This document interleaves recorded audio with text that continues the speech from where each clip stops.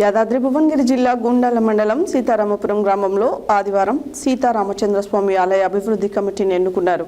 చైర్మన్గా జాలిగామ చలపతిరావు, వైస్ చైర్మన్గా మలిపెద్ది సోమిరెడ్డి ఎన్నికయ్యారు. యాదాద్రి భువనగిరి జిల్లా గుండాల మండలం సీతారాంపుర గ్రామంలో ఆదివారం రోజున సీతారామచంద్రస్వామి ఆలయ అభివృద్ధి కమిటీ ఎన్నుకున్నారు.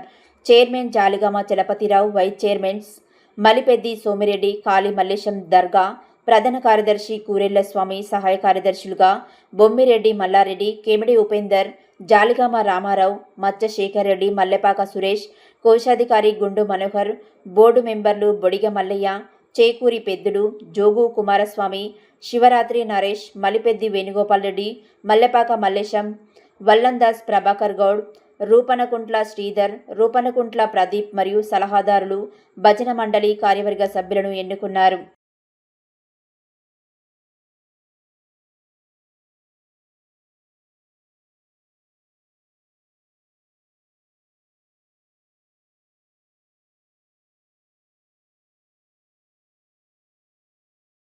పైకి మరి